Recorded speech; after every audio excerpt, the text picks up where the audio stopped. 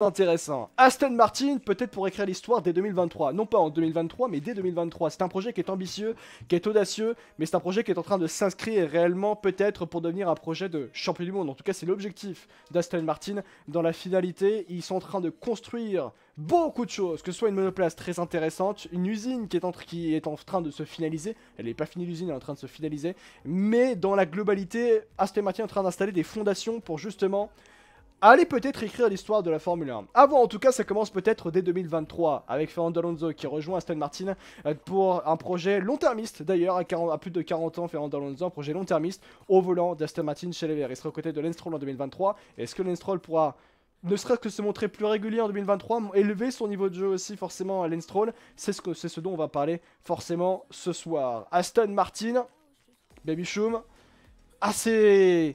Là, on est en plein essai hivernaux.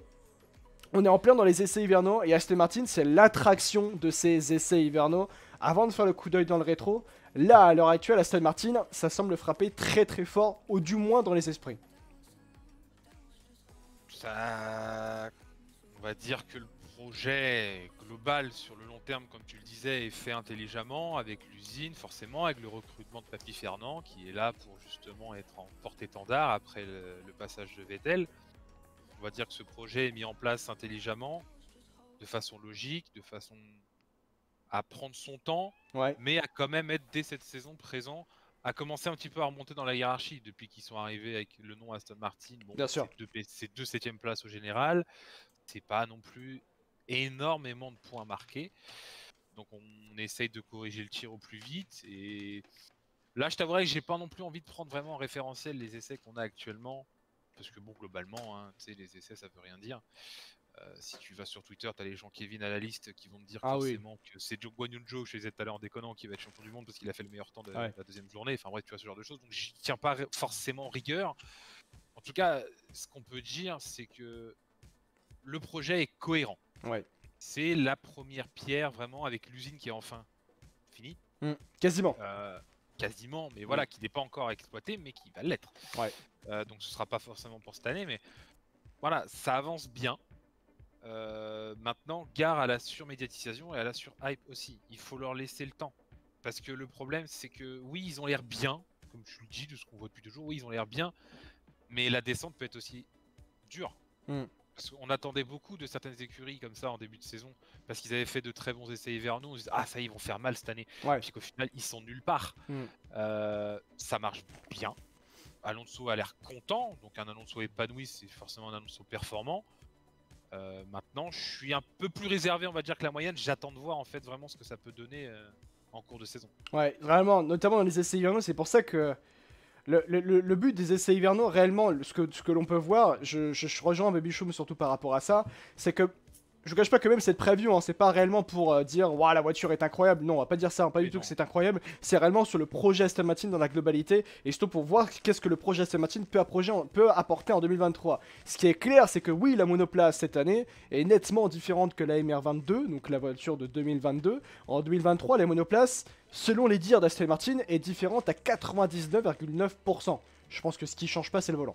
Mais c'est dans cette idée-là, en fait, où justement Aston Martin est l'attraction de cette saison 2023 de Formule 1. Parce qu'il y a beaucoup de choses qui changent. Alors, les essais hivernaux, encore une fois, je rejoins Baby Shoom. Les gens Kevin analystes qui commencent à sortir des analyses sur Twitter alors qu'ils sont pas sur place, alors qu'ils n'ont pas donné d'écurie. Bon, faut arrêter un petit peu ce genre de choses, arrêter de vivre pour les caméras, d'une certaine manière. Mais voilà, dans la globalité, c'est qu'il faut réellement regarder Aston Martin dans la globalité et justement par rapport au projet. Et Hicham nous dit qu'Alonso vient de sortir une interview, vient de sortir effectivement. J'ai reçu effectivement l'interview, je l'ai pas encore lu.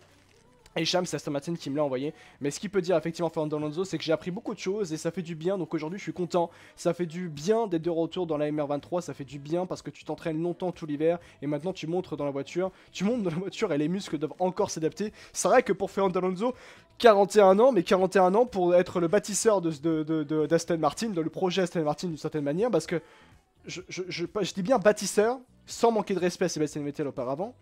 Mais en fait, aujourd'hui, c'est quelque chose. J'ai l'impression que c'est un départ. C'est vraiment le départ du projet Aston Martin. C'est ça que j'ai envie de dire en fait, Baby Show. Bah, vraiment le départ, oui et non, parce qu'après le projet a vraiment commencé forcément à l'arrivée d'Aston en F1, enfin le retour d'Aston en F1. Maintenant, on peut dire que c'est la deuxième étape. Voilà, Ouais. de ce projet-là. On avait forcément un Vettel pardon, déjà ailleurs, donc forcément, le partenariat a pris fin de façon logique, en fait, des deux côtés, évidemment. Et il fallait un vent nouveau, et puis bah là, c'est même plus un vent nouveau qui est arrivé, c'est une tornade. Mm. C'est la tornade Alonso, et globalement, Alonso, les premières saisons, il marche bien. Ouais. Après, c'est derrière le contre-coup qui peut arriver à Aston Martin. Il faut aussi qu'il soit vigilant par rapport à ça, parce qu'on connaît le personnage. Bien sûr. Lui se vante vraiment, voilà, bah, d'être comme ça, quoi. C'est son caractère, d'être vraiment, on va dire, du côté obscur. Vraiment de la force. Donc, faut voir. Mais maintenant, si tu le mets en confiance dans une voiture où il se sent bien, on l'a vu ce qu'il était capable de faire avec une Alpine notamment. Ouais. Il va bien te le rendre sur la piste, et ça va énormément servir à Aston Martin.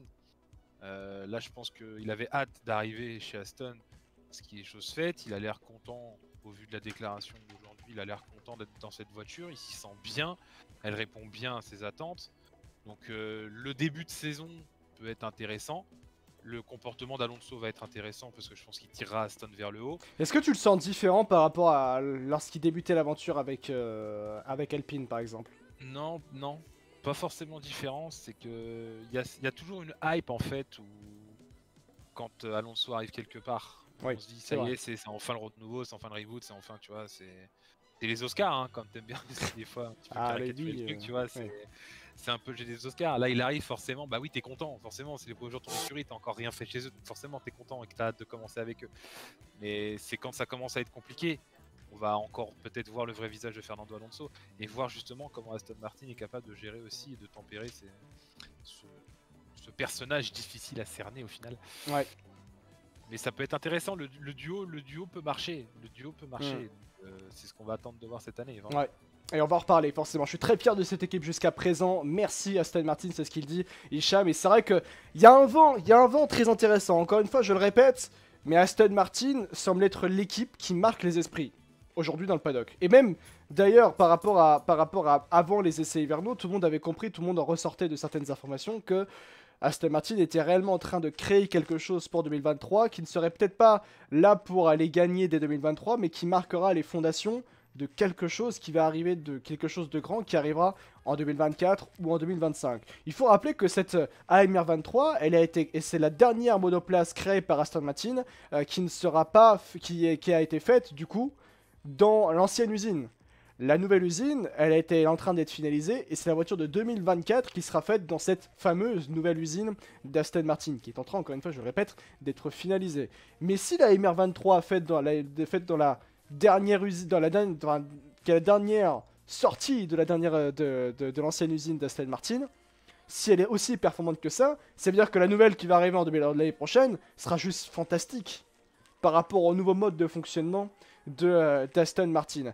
Par rapport à tout ça, coup d'œil dans le rétro, Baby Chaume par rapport aux précédentes histoires d'Aston Martin, c'est en ça où j'incite qu'Aston Martin est peut-être réellement dans l'histoire d'Aston Martin en Formule 1, l'histoire récente, parce qu'ils ont déjà été par le passé en Formule 1, Oui. mais l'histoire récente d'Aston Martin, le nouveau départ commence cette année. Parce que quand on regarde 2021, ou en ne serait-ce que 2022, 2022 c'était une saison, on n'a pas trop compris, on va pas se cacher.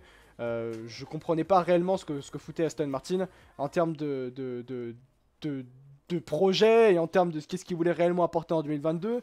Ils ont apporté leur réel monoplace qu'à partir de Barcelone, si on se souvient bien. Une monoplace qui ressemblait beaucoup d'ailleurs au plan de la Red Bull alors qu'on était seulement dans la première partie de saison, donc c'était un peu bizarre d'une certaine manière, mais bref. On disait que Don Fallows ne travaillait pas encore pour Aston Martin, pas Non, mytho. ils ont juste de très bons photographes, hein. Oui, très bon photographe, bien sûr, exactement. Mais 2022, réellement, c'était bizarre. Bizarre, réellement. Il y avait des choses intéressantes, mais je prenais pas réellement ça en exemple, en fait. 2022, je sais même pas comment analyser son Aston Martin. Bah, c'est simple. Mm. Tu passes de racheter une Mercedes à faire ta voiture. Ouais. Bah, forcément, il faut bien commencer quelque part, et la première a été ratée. En plus, bon, bah, c'est une transition sur une nouvelle réglementation, donc les débuts étaient pas foufou. Après, une seconde partie de saison, c'est quand même allé mieux, mais globalement, la voiture arrivée, sortie d'usine, premier Grand Prix était raté, hein, Mm. complètement. Donc, Non, ça s'explique au final, clairement. Voilà, ils sont au début de leur nouvelle histoire. Ouais. Donc, bah ouais, tu peux pas arriver prêt comme ça dès ta première saison où tu conçois ta propre voiture. Ouais. Que la saison 2022, c'était comprendre déjà ce qu'on a développé nous-mêmes, même si c'était pas bon, et faire en sorte de l'améliorer. Donc ça fait déjà un bagage pour la suite. Et à leur échelle, en tout cas à leur échelle dans leur position dans le midfield, ils ont quand même réussi à réagir jusqu'à finir quand même ex aequo avec Alfa Romeo, ce qui n'était pas plus forcément gagné. Ouais, mais ça finit 8ème quoi, tu vois. Ça finit 8ème et ça finit 8ème, mais ça fait mal. Alors, j'ai toujours été grand défenseur d'Aston Martin par rapport au passé, par rapport même à ce qui s'est passé l'an dernier. Mais c'est vrai que quand t'es Aston Martin et que t'as un projet, tu finis 8ème, t'es Lawrence Stroll, t'as envie de péter ton crâne, je pense. Bah, faut savoir ce que tu veux aussi. Oui. Tout ne s'achète pas. En fait, tout Lawrence Stroll qu'il est, c'est pas parce que t'as des milliards que c'est pas parce que tu vas claquer je sais pas combien sur une saison que tu vas devenir champion du monde assurément. En fait, la F1 ça prend du temps. Et t'as passé 2-3 dernières saisons avant à racheter des Mercedes. Bon bah c'est sûr que là quand tu commences à développer, à concevoir ta propre voiture, bah tout ne sera pas rose dès le début. Ouais. Donc il faut aussi un petit peu de patience. Et moi je dis le projet global d'Aston, oui c'est ce que je vois en tout cas, c'est ce qui me font c'est ce qu'ils font ressortir, je pense, c'est que voilà, c'est de la patience et ils sont tous très méthodiques dans leur façon de faire. Bah, à l'anglaise ou même limite à l'allemande, hein. Vraiment, on est très carré, on est très pro et on fait pas n'importe comment. Donc c'est pour ça que 2023 posera les bases pour la suite et que 2022 aussi a été utile là-dessus. Bah justement, ça marche, tant mieux, on continue comme ça marche pas, pourquoi ça n'a pas marché, et on essaie de nous-mêmes de comprendre du mieux possible, sans aller trop vite. Parce que si tu vas trop vite, tu vas brûler les étapes et tu vas faire n'importe quoi. Et c'est pas le but du projet d'Aston. Le but d'Aston, c'est d'être champion du monde à terme. Il faut prendre son temps, tout simplement. Il faut prendre son temps, et même d'ailleurs, ça fait un petit peu penser, alors c'est à l'extrême, encore une fois, par rapport à ça, mais il faut se souvenir qu'en 2021, je prends l'exemple de Haas avait sacrifié sa saison 2021 pour se concentrer sur 2022. Aston Martin, ça semble être à une certaine mesure différente, mais sacrifié 2022 avec un Sébastien Vettel qui n'était plus réellement là, mais qui travaillait pour Aston Martin, mais qui n'était plus réellement là, qui pensait déjà à la retraite, d'une certaine manière. Sacrifier 2022 pour se concentrer sur 2023, parce que quand tu es Aston Martin fera très certainement un bon classement cette année, je pense qu'on peut l'assurer, Baby Choum. Aston Martin fera très certainement un bon classement de manière monumentale en 2023. Mais de là, en fait, se dire, ils ont sacrifié 2022 pour aller en 2023. Et comme le dit très bien Makers dans le chat, si Aston Martin joue le haut du plateau, et on va essayer de vous faire comprendre, d'essayer de donner le maximum d'éléments possibles pour essayer de faire comprendre à quel point justement Aston Martin en 2023 c'est différent. Mais si Aston Martin joue le haut du plateau cette saison, alors ça donnera raison au fait d'avoir abandonné la saison 2022 réellement, Baby Choum. Et je le disais même au début de la saison 2022 d'ailleurs, ça. Ils vont peut-être pas faire grand chose en 2022, c'est réellement sur 2023 il va falloir se concentrer. Oui, c'est ça, mais c'est tout à fait logique, et puis c'est surtout que c'est une écurie aussi qui peut se le permettre. Oui. Quand c'est Williams par exemple, ou quand c'est Haas qui fait ce genre de choses, c'est juste parce que bah, ils n'ont pas de pognon, et que donc du coup, bah, plutôt que d'apporter une multitude d'évolutions au fur et à mesure de la saison, on va apporter un ou deux gros packages, ça marche tant mieux, ça marche pas tant pis, et puis on passe directement à la saison d'après, très très tôt dans la saison, voire plutôt que la moyenne, donc eux peuvent se le permettre parce qu'ils ont un argent entre guillemets illimité forcément avec Lawrence Stroll. Ils savaient que 2022, voilà la saison comment elle s'est passée, il fallait prendre une direction, ils ont choisi la solution de se focus sur 2023. Ça a l'air de plutôt bien marcher.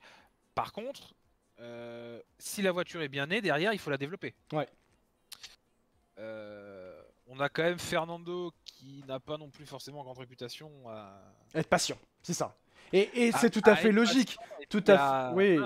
Voilà, il veut tirer un petit peu la couette vers lui, et puis bah on a Lance Stroll. Attends toujours qu'il prenne des décisions, Lance Stroll, tu vois.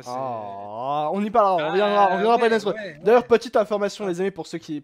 C'est petit aparté, encore une fois. Au moment où l'on parle, ce sera forcément sur YouTube, mais voilà, au moment où on parle, on ne sait pas quand Lance Stroll. Enfin, on ne sait pas si Lance Stroll sera là au premier Grand Prix de la saison. Selon les informations d'Albert Fabrega, il y a beaucoup d'informations qui vont dans le sens que Lance Stroll ne sera pas présent pour le premier Grand Prix de la saison. Il sera remplacé par Felipe Drugovich, semblerait-il. C'est sûr et certain, je ne verrai pas pourquoi on mettrait quelqu'un d'autre. À moins que Felipe Drugovich est réellement déçu. Réellement déçu.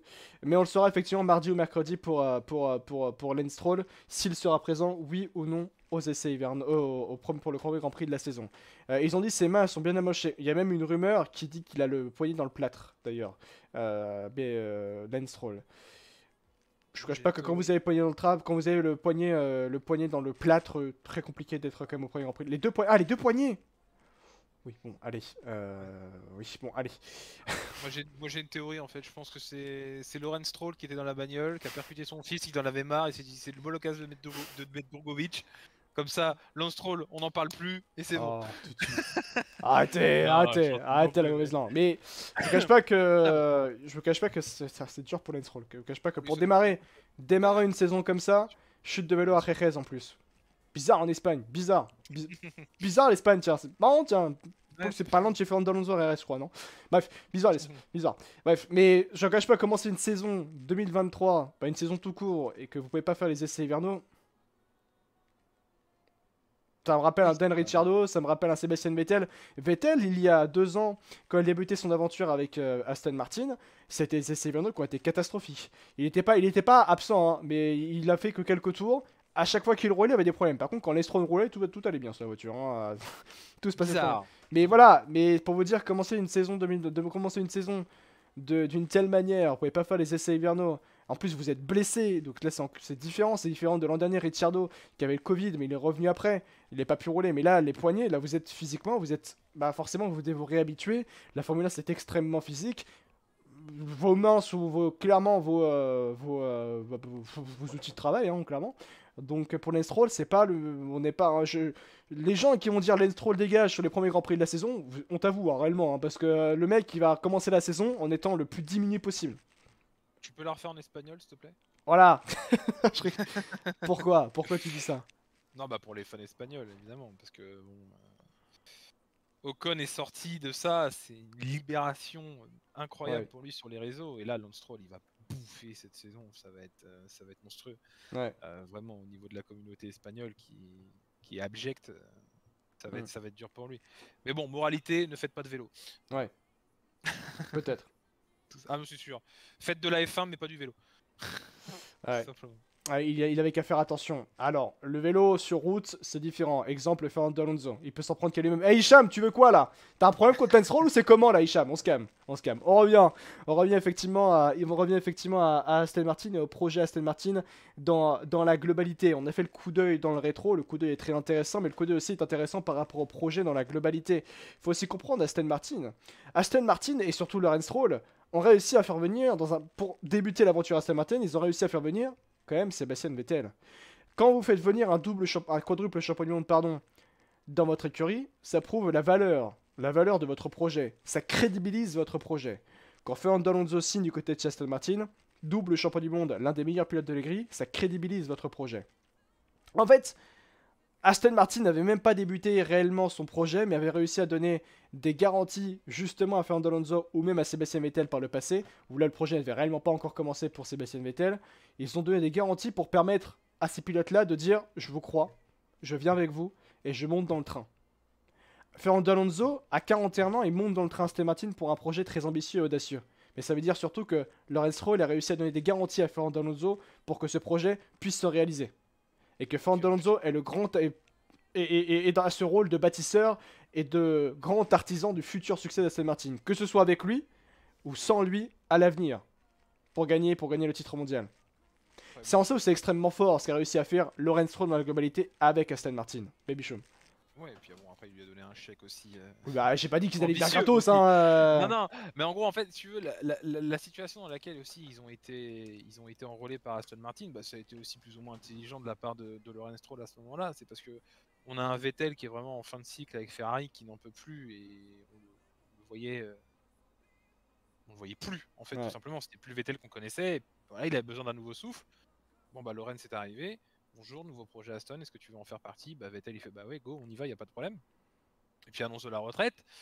Puis bah Alonso qui se sent plus forcément pas désiré, mais peut-être manquait de considération, on va dire, chez Alpine. Ouais. Et Laurent Stroll a flairé le coup et lui a dit t'inquiète, chez nous tu seras le boss, on va te donner tout ce qu'il te faut pour réussir, donc viens chez nous. Hmm. Viens chez nous, on aura toutes les infrastructures possibles, donc viens chez nous. Donc forcément dans ces conditions-là, c'est plus facile de faire venir des champions du monde chez toi. Ouais. Quand t'as l'argent, quand t'as les hommes, quand t'as du nouveau matériel qui va arriver très rapidement, 41 ans ou pas 41 ans, forcément le projet il est intéressant en soi. Ouais. Et je pense qu'aussi qu'Alonso voulait se sentir aussi important encore à son âge Hmm. en F1, se sentir encore libre de ses décisions et ne pas subir un peu les décisions d'une équipe.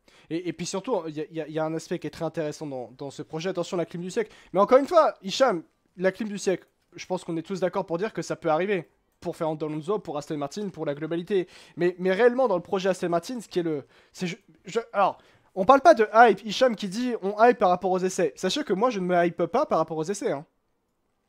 Baby Choum on est témoin. Hein. Les réseaux, oui, c'est ça. Alors, sur les réseaux, oui. Moi, mais sachez suis que. premier à être du côté d'Hicham, en gros, à me dire oui, il y a une surexposition en gros sur ce qui se passe avec Aston Martin, mais ça n'empêche pas le fait que ce qu'on voit d'Aston Martin est intéressant. Ouais. C'est surtout ça en fait. C'est que c'est intéressant, mais attention non plus à ne pas trop en faire. Ouais. Parce que la descente aussi, elle peut être terrible. Bien sûr. Il y a une hype par rapport au projet, à la cohérence du projet. Parce qu'encore une fois, moi je sais que ce qui me plaît énormément dans le projet d'Aston Martin, c'est que ça veut devenir champion du monde, oui, mais ça pense comme des champions du monde. Et ça fait en sorte de penser et de faire les choses comme des champions du monde.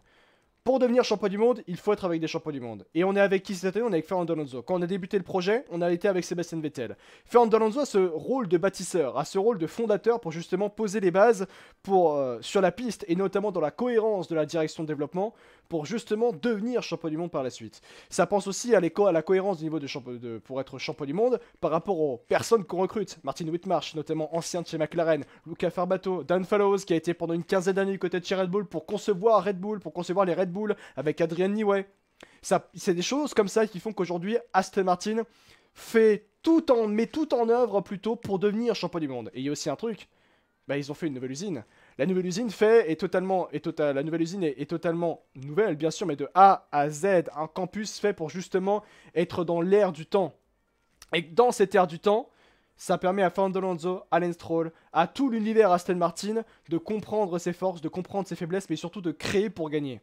Et c'est en ça où justement Aston Martin est en train de réussir à créer une cohérence dans l'ère du temps pour se permettre de penser comme des champions du monde et de réaliser justement ce projet de devenir champion du monde chez Aston Martin. Et ça peut se faire justement par le rôle de Fernando Alonso, de bâtisseur et de cohérence par rapport au développement de la monoplace. Et sa propre soufflerie d'ailleurs aussi à partir de 2025. Ça aussi c'est extrêmement important de le noter. J'avais AlphaTauri en tête, nous dit le Beauvais, il y a une bonne update du moteur Merco. C'est vrai qu'aujourd'hui Aston Martin a un moteur Mercedes, mais il y a cette idée prochainement on va y revenir, mais de faire son propre moteur dès 2026. C'est pas encore acté d'ailleurs, c'est pas encore acté, mais ça y pense quand même du côté de chez Mercedes. On parle effectivement de penser comme des champions du monde, c'est surtout sur cet aspect-là, la cohérence du projet, réellement la cohérence du projet. Là, on en parle réellement, Baby Show. Pas sur les essais hivernaux, tu viens de le dire, mais réellement sur la cohérence du projet. Et quand tu regardes la cohérence du projet, justement, il y a cet aspect où on fait en sorte de recruter les bonnes personnes. Oui, c'est ça. À coup de millions, bien sûr, mais c'est normal. Moi, je sais ce qui m'avait fait beaucoup rire, c'était le mot de Marco. Oh oui, Aston Martin, il recrute chez nous et avec des salaires astronomiques. Tu croyais que la Formule 1 c'était communiste ou c'est comment? Enfin, non, la Formule 1 c'était capitaliste. Moi, c'est ça qui m'a fait quand même beaucoup rire. L'argent fait pas le bonheur, mais il y contribue énormément. Ah oui. Surtout pour recruter du personnel compétent. Hein. C'est sûr que tu les attrapes pas non plus avec 3 pièces. Donc, non, c'est ça qui est bien. C'est ça qui est bien. Comme tu le dis, les bases sont là. La seule interrogation vraiment que je pourrais avoir, forcément, c'est l'homme que tu as en fond. Fernando. Ouais, voilà, on y reviendra un peu après, parce que c'est un peu lui aussi, on va dire, la pièce, pas maîtresse, parce que forcément ce sera la voiture, savoir si elle est bonne ou pas, mais c'est un peu une bombe à retardement, Alonso. Ouais. Il peut te faire prendre du retard dans un projet, comme il peut te faire avoir un bond en avant, finalement. c'est un projet sur le long terme, Aston Martin. Est-ce que Alonso sera là à terme si la voiture est capable de jouer le titre? Et s'il ne l'est pas, est-ce qu'il va pas être frustré de ne pas jouer le titre plus vite que ça? Et dans ce cas-là, d'avoir une mentalité négative qui peut se retranscrire dans l'écurie, tout ça, tout ça. Il y a beaucoup de suppositions qu'on peut faire là-dessus. Parce qu'en termes de développement, comme j'ai dit, Alonso, il n'est pas connu pour ça. Il n'est pas connu pour ça, Fernando Alonso. On lui pond une voiture qui est comme ça, parfaite. Lui s'y adapte et va au bout. Gagne des titres, prend des victoires et des podiums en fait.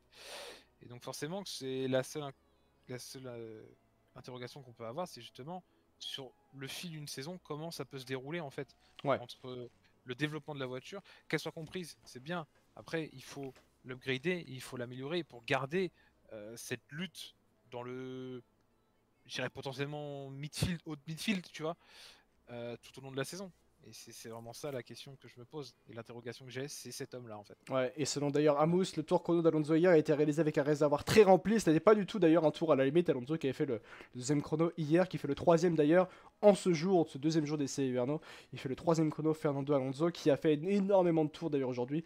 Plus de 130 je crois aujourd'hui d'ailleurs pour Fernando Alonso. Le Bovi qui nous dit la cohérence du projet théoriquement était là depuis le début et pratiquement cela ne donne pas ce qui est vendu. Je ne suis pas d'accord avec toi parce que la cohérence du projet commence forcément quand tu arrives dans ta nouvelle usine. C'est ça aussi en fait qu'il faut regarder par rapport au passé Baby Chum, c'est qu'avant ils étaient dans l'usine de Silverstone et le projet, l'idée n'était pas de rester là-bas. L'idée dès le départ évidemment était de bouger. Maintenant après ils ont que, enfin leur première voiture c'est l'année dernière. Leur première réelle voiture qu'ils ont développée c'est l'année dernière, donc forcément c'est trop tôt pour savoir si ça va être une réussite ou pas. Parce qu'encore une fois, tu peux avoir le meilleur matériel du monde, les meilleures personnes du monde, la corrélation usine-piste, il peut y avoir un monde d'écart, et on l'a bien vu l'année dernière avec Mercedes. Donc forcément, ça corrèle bien en simulation, mais sur piste, c'est une catastrophe. Donc on n'est pas à l'abri aussi de ce genre d'échec. Donc il faut être vigilant par rapport à ça aussi. C'est normal. Maintenant, la cohérence, normalement, vu tous les éléments qu'il y a chez Aston Martin, devrait y en avoir un minimum quand même. Oui, il y aura de la cohérence, mais c'est pour ça, encore une fois, je répète, mais on en reparlera effectivement à la fin de cette preview, mais en termes, il y aura un bond très certain au classement. Je le rappelle qu'à l'heure actuelle, selon les estimations, Aston Martin est la 4ème force du plateau. Estimation fait par des ingénieurs sur la grille, pas par les experts Twitter. Hein. Mais oui, je dirais toujours experts Twitter, parce que quand même, les gens qui ont peur des analyses sorties, ces gars qui sont chiottes, non, ça me fait rire, moi. Après, surtout des estimations du coup des autres ingénieurs, parce que bon, c'est pas l'ingénieur. Oui, c'est pas l'ingénieur Aston Martin qui dit on va être champion, on est P1, on est champion du monde, oui, qu'est-ce que vous racontez? Non, là. C'est forcément les autres ingénieurs, avec toutes les données qu'ils ont, parce que forcément les mecs c'est des têtes, ils me donnent mal au crâne. Moi, même quand je vois des graphiques, des fois trop de graphiques sur Twitter, ça me prend la tête. Eux, franchement, c'est leur journée, c'est un truc de fou, respect à eux. Voilà, ils te disent potentiellement que eux, ce qu'ils observent entre les données qu'ils ont et ce qui se passe en piste, Aston Martin pourrait se placer dans le top 4. Mais ils en sont sûrs de rien parce qu'ils n'ont pas toutes les données qu'Aston Martin ont, c'est logique. Ils se basent sur les données auxquelles ils ont accès et voilà, ils penchent potentiellement sur une Aston P4. Tout simplement. Est-ce que Aston Martin a les moyens de garder cette P4? C'est surtout à voir. Encore une fois, c'est aussi une des grandes questions. Je suis d'accord avec toi, le Bobby, qu'on se pose cette question. Et je vais même d'ailleurs mettre ton petit message en avant parce que c'est de là où justement la base et les fondations se font. C'est pas essentiellement, et ça me rappelle Ferrari l'an dernier d'ailleurs, Baby Shum, c'est pas essentiellement faire une monoplace qui est bonne, c'est comprendre aussi sa monoplace dans le développement. Là aussi, ça va être l'élément central d'Aston Martin à mon sens cette année. C'est faire une monoplace pour la comprendre. Bien qu'elle soit excellente la monoplace, hein. Ça se trouve la monoplace en course sera, mais ce sera juste insane, tu vois. Le rythme de course de l'Aston Martin est effrayant, dit Tariq. On en parlait justement. Je resterai toujours assez. Je mettrai le pied sur le frein par rapport au rythme, parce que ce sont les essais hivernaux. Mais c'est vrai qu'il y a un rythme très intéressant à Aston Martin, ça c'est un fait. Encore une fois. Et on répète, certainement qu'Aston Martin fera un bond au classement constructeur par rapport à l'année dernière. On était 7ème l'an dernier. Ce sera, à mon sens, vous le saurez à la fin. Mais. Ce que je veux dire là, c'est que l'important n'est pas de faire une monoplace excellente dès le début, c'est de la comprendre pour ensuite la développer. Ce qui a été un gros problème pour Ferrari l'an dernier. À la différence de Red Bull, ou d'Alpine même. Alpine l'an dernier, polyvalence au niveau de la monoplace, derrière ça la comprenait, derrière ça l'améliorait quasiment à chaque Grand Prix. Là, cette année, Aston Martin, c'est l'un des grands défis d'Aston Martin cette année, c'est de faire une excellente monoplace. Oui, ce qui semble être le cas, mais c'est de la développer ensuite derrière, trouver la roadmap nécessaire pour améliorer et garder surtout le niveau de performance tout au long de l'année et surtout l'améliorer. Et oui, mais ça va être la clé. Et pour espérer viser le Graal, en tout cas comme Aston Martin le prétend, bah, ça passe notamment par des saisons comme ça. Tu gagnes pas, ok, tu joues le midfield, ok, mais il faut que tu aies une régularité de développement toute la saison et une régularité de performance. Parce que oui, là par exemple, la voiture marche bien, elle va bien marcher à Bahreïn, elle va peut-être bien marcher 2-3 courses, mais si le premier gros package aéro par exemple que tu apportes à Barcelone ne marche pas, tu vas faire 3 pas en avant, 2 pas en arrière, tu auras une incohérence forcément dans tes résultats, et au final ton meilleur des autres, bah, ce sera plus compliqué déjà à aller chercher parce que tu n'arriveras pas à retrouver cette régularité dans le développement et la progression de cette voiture. En tout cas, la maintenir à un niveau acceptable pour se battre pour les gros points. Et d'ailleurs, c'est justement, tu en parlais, on parlait notamment des essais UAMO par rapport surtout au regard des autres ingénieurs, déclarations notamment de certains pilotes, quand ils regardent notamment le handboard de Fernando Alonso, notamment George Russell, qui dit l'Aston Martin donne une impression d'être vraiment bien équilibré. L'équilibre dans une monoplace vous permet d'avoir une assise, d'avoir une confiance pour ensuite mieux attaquer. Je pense à Charles Leclerc l'an dernier, lors du Grand Prix de Bahreïn dans des qualifications. L'incroyable force de Ferrari l'an dernier, c'était qu'à la réaccélération, il pouvait réaccélérer, mais d'une manière fabuleuse, Charles Leclerc, parce que quand il est réaccéléré, la monoplace collé littéralement au sol. Et c'est là où justement ça va être intéressant pour peut-être Fernando Alonso. Nicole Hülkenberg sur la MR23, quand il regarde Fernando Alonso rouler, il dit Fernando a l'air incroyablement rond et propre, d'autres doivent vraiment travailler davantage sur le volant, lui ne semble pas réellement travailler sur le volant. Ça aussi c'est des signes de confiance en fait Baby Shum avec cette MR23. Bah, c'est des signes que la voiture a le potentiel pour faire quelque chose de mieux. Ouais. Elle montre un signe aussi de progression aussi au sein d'Aston Martin. Justement, le but n'est pas de végéter dans les 7e, 8e places. Donc s'il y a un signe de progression, c'est encourageant pour la suite. En tout cas, les bases ont l'air d'être bonnes. Ouais. Vraiment, les bases ont l'air d'être bonnes. Si Alonso, en tout cas, a des bonnes sensations, tant mieux pour lui. Ouais.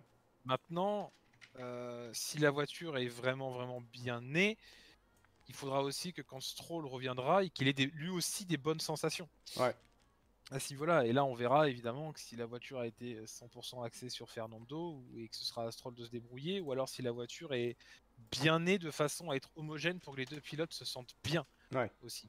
Parce que la conquête d'un titre ou la conquête de performance aussi au classement constructeur, c'est que les deux pilotes marquent des points. Si on a Alonso qui fait toute la saison et que Stroll ne fait rien parce qu'il n'arrive pas à s'adapter, niveau comptable... Moi, je cache pas que j'ai une petite peur, pas par rapport au niveau de Lance Stroll, mais par rapport à sa blessure. Moi, j'ai une peur par rapport à ça, je le dis très honnêtement. Donc c'est pour ça, si les deux arrivent à se sentir bien dans cette voiture, bah tu peux être confiant pour cette saison qu'ils finissent un peu plus haut déjà que 7ème. Ouais, c'est vrai. Tiens, je vais juste d'ailleurs mettre cette petite photo, elle est belle cette Aston Martin quand même, disons-le clairement. Ah, en mode nuit, cette Aston Martin est quand même très belle, très belle. Si Aston Martin confirme, McLaren et Williams avec la même moteur vont se poser des questions. Oh bah ça, je pose déjà beaucoup de questions hein, d'ailleurs. Selon les propos de plusieurs initiés, dont Roberto Cincello, je sais pas qui c'est, Stroll a subi une intervention chirurgicale à Barcelone pour accélérer son établissement. Le Canadien a peut-être été victime d'un accident de vélo ou peut-être de moto. Aston Martin prend son temps pour décider quoi faire. Les deux noms proposés pour le siège vacant seraient Felipe Drugovich ou Stoffel Van Dorn. Drugovich. Non. Si, Je suis Drugovich tous les jours parce qu'en fait le problème c'est que encore une fois Stoffel Van Dorn je trouverais on parle de justice et d'injustice en Formule 1. Bon, ok. Je trouverais ça quand même injuste de mettre Drugovich sur la touche par rapport à Van Dorn parce que Van Dorn, il y a l'aspect où il a pas piloté du tout cette voiture hein. Bah oui. Et il a pas alors si il a piloté la moderne de la Formule 1 je crois. Mais c'est surtout que Stoffel Van Dorn, là, il est à Cape Town. Et la semaine prochaine, il sera pas à Cape Town, bien sûr. Mais bon. Il remplace le Stroll, Drugovich. Donc, il y a un moment, si t'en as un à mettre. Oui. Lui, quoi. Oui. Après, Stoffel Van Dorn n'est pas 3ème pilote. Hein. Il faudra payer pilote de réserve. Je crois que c'est Drugovich, le 3ème pilote d'Aston Martin, de mémoire. contractuellement parlant et en termes de titre, hein, il faut le rappeler par rapport à tout ça. Donc, à voir encore une fois par rapport à la situation qui va arriver. On revient 2 minutes sur la globalité du projet Aston Martin. On a parlé de penser comme des champions du monde. On parle de recruter de partout. Recruter de partout. Pour les citer, les personnes qui ont été fabuleusement recrutées de partout. On pense notamment à Martin Whitmarsh, qui indirectement a pris la place d'Otmar Safnauer, qui a été un peu discrédité, qui est ensuite parti chez Alpine, Otmar Safnauer. Martin Whitmarsh de ce côté-là, qui a pris la direction des opérations globalité, dans la globalité par rapport à Aston Martin.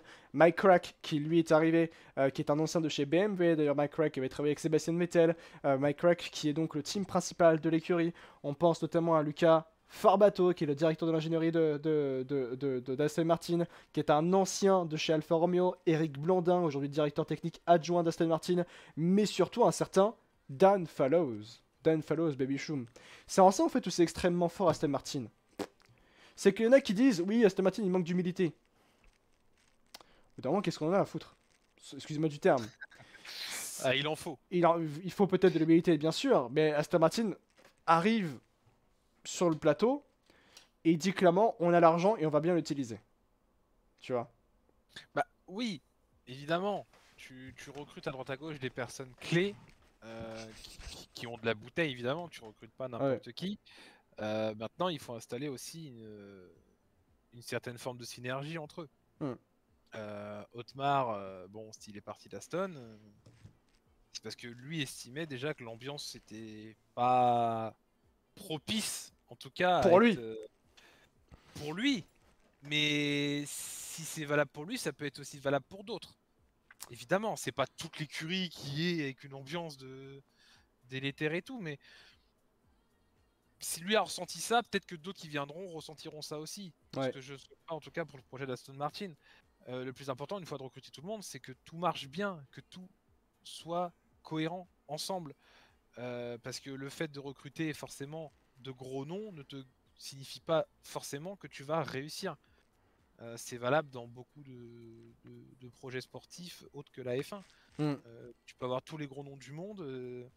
S'il y a 2-3 personnes qui s'entendent pas, ça marchera pas. Donc il faut réussir aussi à avoir cet instinct de tueur, pas forcément de boulard et puis de certitude de se dire on va être champion du monde, mais d'aller dans la même direction, l'objectif, le titre, on y va. Et que personne ne se pose de questions. Parce que s'il commence à y avoir des divergences entre des personnes aussi importantes que ça peut vite vriller aussi dans un projet qui peut très vite s'enrayer. Et on ne sait pas comment Aston pourrait réagir le jour où ça part en vrille, quoi. Là, ça a l'air de bien commencer, en tout cas pour cette saison-là. Faut espérer pour eux que ça suive comme ça. Parce que sinon, au moindre grain de sable, je sais pas trop comment ça peut se passer chez eux. Bien sûr, il y a ça Ils aussi. n'ont pas d'expérience forcément de se battre en tête de peloton. Encore, ils n'ont rien prouvé. Donc, si déjà en n'ayant rien prouvé, ça se prend la tête, ce sera très compliqué. Après, il y a notamment si tu survends un projet, les partenaires doutent après de ta clairvoyance. Alors, pour le coup, Aston Martin, regarde, l'exemple parfait. Aramco.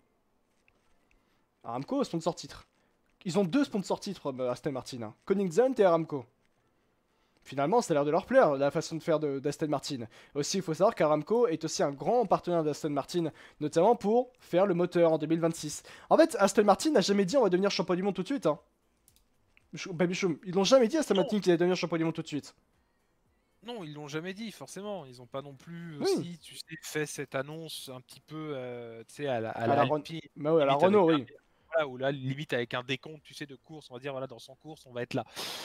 Non, ils se fixent pas non plus de limite. Forcément, c'est un objectif long terme. On parle de 2026, 2025, mais si c'est pas 2025-2026, ce sera peut-être 1 ou 2 saisons après, mais il faut pas non plus que le projet s'éternise aussi. Parce que tu vas arriver limite après avec une comparaison limite avec Toyota, où tu vas mettre des milliards, tout ça pour ne rien avoir. Et là, on pourra dire évidemment que le projet il est littéralement foiré et qu'il est acheté à la poubelle et que le passage à Aston Martin en F1 aura été un échec. Mais là, on fait des plans sur la comète. C'est sûr qu'après, oui, pour 2023 et pour la suite, le projet est ambitieux, les infrastructures sont ambitieuses, les personnes sont ambitieuses, t'as un pilote double champion du monde, bah forcément quand t'es sponsor, ça t'attire l'œil et t'as envie de faire partie évidemment de ce voyage, c'est normal. Ouais. Une des ambitions d'Aston Martin, je pense que c'est aussi d'avoir 2 saisons d'affilée avec une voiture stable et qu'ils ont ce qu'ils ont toujours eu du mal à faire. Surtout que là, cette année, Aston Martin, ils font enfin une voiture qui leur est propre. En fait, aujourd'hui, c'est ça, c'est qu'aussi Aston Martin fait une monoplace à son identité. Une monoplace qui est audacieuse et qui est ambitieuse. Réellement, c'est ça aujourd'hui Aston Martin en 2023. Une AMR23, elle est audacieuse et ambitieuse. Et c'est totalement à l'image d'Aston Martin, réellement dans la globalité, dans la cohérence du projet. Ambitieux, audacieux, ça fait penser aussi à Fernando Alonso. Donc c'est pour ça qu'il y a plein de choses qui collent en 2023 par rapport à Aston Martin. L'association Alonso avec Aston, Stroll aussi qui peut apporter, qui peut peut-être, je pense, être un peu plus en confiance cette année. Réellement, Lance Stroll aussi par rapport à ça. Et pour ça que je suis extrêmement confiant, non pas pour aller remporter le titre en 2023, certainement pas de cette idée-là me passe par la tête, mais c'est plus pour enfin s'asseoir et se créer une identité sur la piste, créer une identité réellement par rapport à la monoplace que tu as enfin créée, que tu as fondée de A à Z. C'est le fruit des entrailles cette monoplace d'Aston Martin, c'est le fruit des entrailles d'Aston Martin, contrairement aux monoplaces du passé. Les monoplaces du passé, c'était pas fait par Aston Martin, c'était fait par les autres. Parce qu'il y a eu du copiage, parce qu'il y a eu... j'ai envie de dire, c'est des monoplaces pour juste passer le temps. C'est dur ce que je dis, Baby Show, mais c'est un peu ça. Réellement, le projet Aston Martin, il commence aujourd'hui. Parce que c'est enfin aujourd'hui que Aston Martin sort une monoplace de terre, littéralement. Oui, c'est ça, en s'inspirant aussi des concepts Bien qui sûr. ont marché à droite à gauche, forcément, en l'adaptant à leur propre monoplace. Maintenant, oui, c'est sûr que ça parlait bah oui, de va-et-vient un petit peu au niveau des performances sur aussi les deux dernières saisons. Ouais, c'est quelque chose à gommer, mais en fait, ce sera déjà une victoire en soi pour Aston Martin. Si ça fait P4, P5 constructeur, ce sera déjà très bien pour eux. Ce sera pour moi une saison réussie pour Aston Martin, Ouais. clairement. Et faut pas non plus aussi tomber dans le piège McLaren où ça va bien, ça va bien, ça va bien, ça stagne et ça se casse la gueule. Là, j'avoue que le projet McLaren. Enfin, aussi, le projet McLaren, c'est pas la même chose que Stroll. Je m'explique par une chose. Ouais, L'argent. mais L'argent. voilà. Voilà. Non, mais bien sûr. Ouais. Voilà. Là, je te parle vraiment sur l'aspect sportif, tu vois. C'est que là, évidemment, qu'on attend et que tout le monde attend au vu de ce qu'on voit, au vu de ce qu'il se dit, c'est clairement, il faut qu'Aston Martin performe un minimum cette saison. Mais pas sur 4-5 courses. Vraiment, on attend une régularité dans les performances. On attend que Aston Martin ne fasse pas pire que P6. Ouais. Et encore P6, ça serait une saison un petit peu décevante selon moi de ce qui s'entend à droite à gauche vis-à-vis de cette écurie. Ah, tu veux même plus haut que ça? Ah oui, bah, on en parlera en fin de live, mais ouais, même si tu fais, pour moi, même si tu finis P6 à la fin de la saison, c'est pas non plus fou au final comme saison. Au vu de ce que tu apportes, au vu de la confiance que tu as potentiellement et au vu des hommes que tu as sous la main. Donc c'est pour ça. Gomme tes erreurs, ça a l'air en tout cas de bien se gommer, la voiture a l'air d'être bien, fais-moi une bonne saison déjà. Ouais. Et ça montrera un petit peu aussi la cohérence de ton projet par la suite. Ouais, c'est vrai. Jean-Marc dit salut Alex, Alonso a-t-il encore le niveau pilotage pour être ultra compétitif? Ne t'inquiète pas, on va bientôt y venir, on va parler des pilotes avec Fernando Alonso. Je pense qu'on va bien parler aussi de Lance Stroll, mais aussi de ce qui peut arriver derrière dans l'académie Aston Martin, parce que Felipe Drugovich n'est pas quelqu'un d'inintéressant en termes de pilotage. On peut voir ce qui peut se passer à l'avenir, et même sur l'avenir d'Aston Martin, il y a un petit pilote qui est aujourd'hui en Formule 1, et je pense qu'il peut aller chez Aston Martin à l'avenir pour devenir champion du monde. Attention. Attention. Ça, je pense, Baby Shop, tu te souviens quand j'avais exposé cette situation. J'ai Alzheimer, désolé. Ah, bon, bah, t'inquiète pas, tu verras ça. Quand je vais dire le nom tout à l'heure, vous inquiétez pas. Hein. Ouais. Je vais dire le nom tout à l'heure. Bref, dans la globalité, c'est vrai que c'était AMR23. En fait, c'est ça, c'est. Qu'est-ce qu'on. Comment. Enfin. Je ne vois pas comment on ne peut pas être optimiste pour Aston Martin en 2023. Parce que. Optimiste pour ne pas dire champion du monde, hein, réellement pas. Mais au moins, au minimum, il y a un bon au classement fait par la cohérence du projet. L'AMR23, elle est ambitieuse et audacieuse. Comme Aston Martin. Les voyants sont au vert, sans mauvais jeu de mots. Les voyants sont au vert comme Aston Martin, mais ambitieux, audacieux comme Aston Martin. En fait, la MR23 est à l'image d'Aston Martin. Elle est réellement à son image. Et elle est totalement nouvelle à 99%. Il y a une assise réellement en termes de compréhension qui est installée enfin du côté de Aston Martin pour créer cette monoplace. L'objectif pour Aston Martin, c'est de la développer et de comprendre le développement. 2023, c'est les fondations du projet Aston Martin. Par la nouvelle usine, par la MR23, par Fernando Alonso, par Lance Stroll. Il y a tout qui est en train de bien s'accommoder, de bien s'installer pour ensuite continuer ce projet pour devenir champion du monde d'ici 2025-2026. Tout semble bien aller dans la bonne direction pour Aston Martin et enfin, tout simplement pour Aston, qui est en train de construire un projet intéressant, ambitieux, audacieux comme cette AMR23 qui est totalement nouvelle et qui est en train d'être modelé à l'image d'Aston Martin et surtout de Fernando Alonso qui est un bâtisseur et qui est en train justement de faire un travail phénoménal durant les essais hivernaux à plus de 41 ans. C'est en là où justement Aston Martin n'est pas là. Je ne suis pas étonné d'Aston Martin. Réellement, je ne suis pas du tout étonné d'Aston Martin. Je suis juste dans... Peut-être dans... Pas dans l'illusion ou naïvement, mais plutôt dans le fait de croire en ce que je croyais depuis qu'Aston Martin est arrivé en 2021. Au fait que Aston Martin est en train réellement de s'installer en Formule 1 pour peut-être écrire l'histoire, tout simplement. Par rapport au projet qui est ambitieux et audacieux. T'es dans la propagande. Oh là là là là là là là là là là. Tu nous fais la propagande d'Aston. Toi, le pro Lewis. Pour les Tu Wiss. supportes Alonso. Incroyable. Incroyable, hein. Incroyable. Qui l'aurait Non, cru? mais de toute façon, le juge de paix, ce sera la piste. Oui. Tous les voyants peuvent être au vert, tout peut bien marcher, les meilleurs hommes, ce que tu veux. Ce qui parle, c'est la piste. Ouais. Donc ils auront aussi une certaine pression par rapport à ça, une pression de résultat, une pression de performance. Mm. Et ça, 2023 sera déjà un premier grand test pour eux. Ouais. Il faut que tout se passe bien en piste, et après ça va dérouler. Ouais. Tout simplement. Je me rappelle, il y a un an, on discutait d'Aston Martin, on voyait des résultats pour 2022 ou une évolution, mais pas tout était fini de mettre en place. Oui, moi, je voyais pas de résultats pour 2022. J'avais mis, crois comme petit, créer l'étincelle avec Sébastien Vettel. On avait même dit d'ailleurs à l'époque que la saison 2022 de Sébastien Vettel serait cruciale pour son avenir. Autant vous dire que est-ce que Sébastien Vettel a manqué de patience? Non. En vrai, Non, je pose la question. Il a pas manqué de patience, il était plus en F1 déjà. Oui. Donc, non, il a pas manqué de patience, il avait juste plus envie. Et Mm. voilà, c'est comme ça. Mais non, il a aucun cas manqué de patience. Ouais. Effectivement. Bon, il est l'heure de parler des pilotes. Parlons, on en a bien parlé. On en a bien parlé, bien sûr. Mais il y a quand même un homme, Fernando Alonso, là, lui, là, cet homme-là, qui a un sourire. Bon, son sourire, parfois, il peut être agaçant. Mais il y a le fait que Fernando Alonso, aujourd'hui, est peut-être dans un projet qui peut être... Je suis désolé, mais moi, à chaque fois, je vois le projet Aston Martin différent des autres projets de Fernando Alonso. Alpine, le projet est bon, c'est juste que je pense que Fernando Alonso ne pouvait pas s'accommoder dans ce projet où c'est plus un projet d'équipe plus que d'un homme. Là, Aston Martin, c'est un projet, oui, d'équipe, mais symbolisé par un homme. Bah, c'est surtout parce que c'est Ouais. un projet aussi qui est tout récent. Mm. C'est un projet, on va dire, embryonnaire à l'image de la F1. Il est passé par toutes les grandes écuries, donc oui, forcément, c'est tout récent pour lui. Enfin, maintenant, moi, je suis désolé, j'ai toujours du mal avec ce mec-là. C'est fou, hein. Tout Fernand qu'il est, j'ai eu beaucoup de mal, en fait. La personne qui dégage, Ouais. finalement. Je me réserve souvent, forcément, de juger les gens parce que je les connais pas. Forcément, je les connais pas personnellement.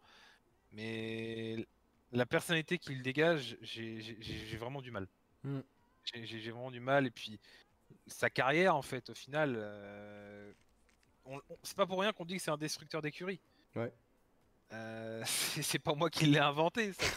Clairement. Donc, s'il est capable de détruire des écuries historiques, il est parfaitement capable de te faire exploser un projet naissant. Mm.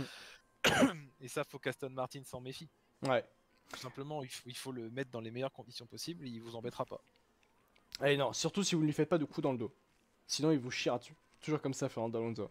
Alors, on peut reconnaître son abnégation, sa passion du sport, mais il semble pas le meilleur diplomate. Alors, il est diplomate que quand tu es d'accord avec lui. C'est ça, Fernando Alonso. Non, mais après, voilà, c'est ça. Moi, je veux dire, oui, c'est un excellent pilote, il n'y a pas de souci. Mais voilà, moi, c'est la personne, du mal, vraiment du mal. Hein. Mais c'est mon avis après. Ouais. Je dis pas que forcément tout le monde soit d'accord avec moi. Mais évidemment que c'est un excellent pilote, t'es pas double champion du monde pour rien. Oui, c'est sûr. Bon, après, il était double champion du monde. Chirac était encore président. Hein. De Villepin était Premier ministre. Hein. Bon. Après, évidemment. Les amis, voilà, il faut aussi reconnaître ça de Fernando Alonso. C'est qu'il était champion du monde à une certaine époque. Après, il a fait les mauvais choix de carrière. Vous me direz, de sa faute, encore une fois. Hein. Après, il n'y a pas eu de chance parfois. Et après, il est tombé sur des Russes. Sur un russe plutôt qui s'appelle Vitaly Petrov, qui l'a empêché. Aussi également. Mais voilà, il y a plusieurs choses comme ça qui font que... Bah, Alonso a fait des mauvais choix de carrière, peut-être que celui-là, peut-être enfin, sera payant. Peut-être. Parce que je trouve que vraiment le projet Aston Martin est à l'image en fait de Fernando Alonso. Ah bon? Bah, ambitieux et audacieux. Ah, Parfois il peut paraître agaçant le projet tellement il y a de paroles. Bah, au final, c'est pas tant Aston qui parle. C'est les autres gens aussi. qui parlent Oui, autour c'est du vrai. projet d'Aston, en fait. C'est ça aussi. C'est les gens qui vont créer une hype, voire des fois une sur-hype autour du projet d'Aston Martin. Parce qu'au final, Aston Martin, comme on l'a dit, de toute façon, ils sont droit dans leur pompe, ils savent où ils veulent aller, ils savent à peu près la direction qu'ils doivent prendre. Mais j'ai pas l'impression que d'eux-mêmes, ils en font des caisses, tu vois. Ouais. C'est surtout ça. Hmm. Sans être méchant avec tout le respect que j'ai pour Alonso, son problème c'est son âge. Je pense aussi que le problème d'Alonso peut être l'âge d'Alonso peut être un problème. L'âge d'Alonso peut être un problème parce qu'on va pas me faire croire qu'à 41 ans, tu as la même réactivité qu'à 20 ans. Bah, faut croire. Bien sûr, D'après mais je veux d'après dire, lui. en fait, c'est juste que c'est juste que aujourd'hui, on a un Fernando Alonso, oui, certes, qui est bien à l'heure actuellement, mais il est sur un projet long-termiste. Quand il aura 44 ans, 43, 44 ans. Ah, mais ça, c'est une toute autre question. Ah oui, mais c'est pour ça en fait, je parle de maintenant. Maintenant, pas de souci pour moi. Pour moi, il n'y a pas de souci. C'est plutôt à 43 et 44 ans, là, alors, sachant qu'il est dans un projet long-termiste avec Aston Martin, en Formule 1, c'est là où je pose réellement la question par rapport à son avenir. Comment les choses vont évoluer pour lui? Il a été vexé du fait que Aston Martin ne veuille pas le prolonger plus que ça, du fait qu'il soit âgé. Oui. Euh, Aston Martin, eux, visiblement, peut-être parce qu'ils avaient besoin aussi d'un porte-étendard et d'un champion du monde. Donc, du coup, il fallait aussi caresser Alonso dans le sens du poil. Du coup, on lui a pas forcément parlé d'âge et puis on lui a offert le contrat qu'il voulait. Maintenant, les performances à un âge évolué, évidemment, ça régresse. Enfin, je veux dire, c'est humain, hein. Plus tu prends de l'âge, bah forcément, ton corps, il met peut-être un peu plus de temps aussi à s'adapter qu'un jeune comme Mm. Piastri, tu vois. Évidemment, c'est normal. On est fait comme ça. On vieillit, bah, on perd un peu de tout. Ouais.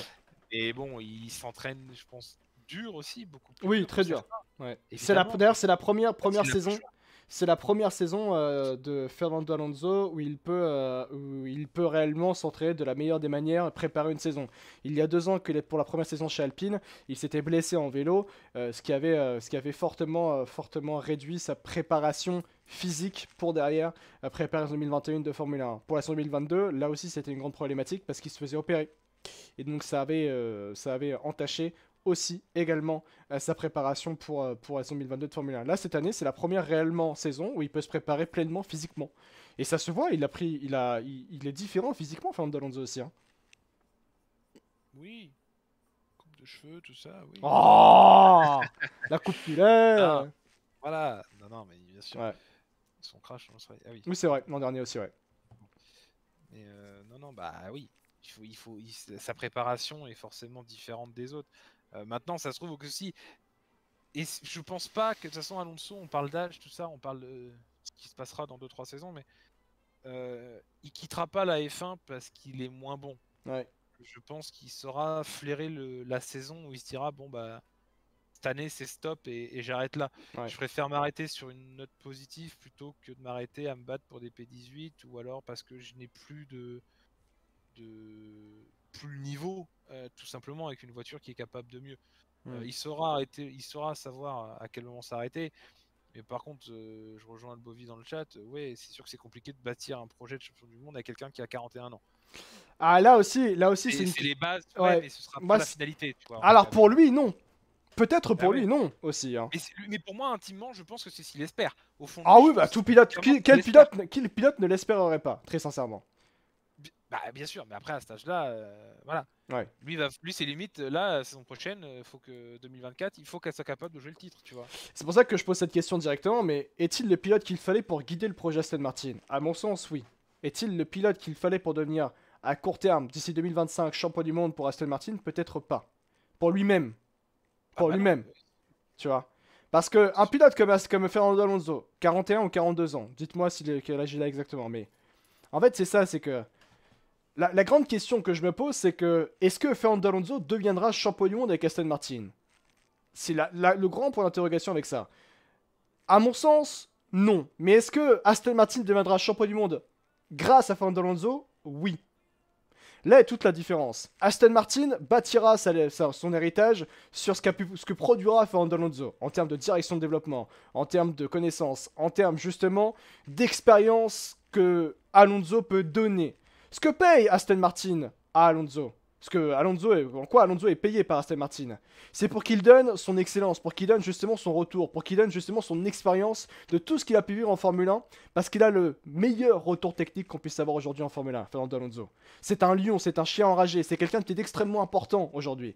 Et que, parce que Alonso va apporter, Aston Martin deviendra, à mon sens, champion du monde. Mais est-ce que Aston Martin deviendra champion du monde quand Alonso sera encore dans la voiture? Je ne le pense pas. 2026, Aston Martin peut devenir champion du monde. Mais est-ce qu'Alonso sera encore dans la voiture? Ça, je ne le pense sincèrement pas.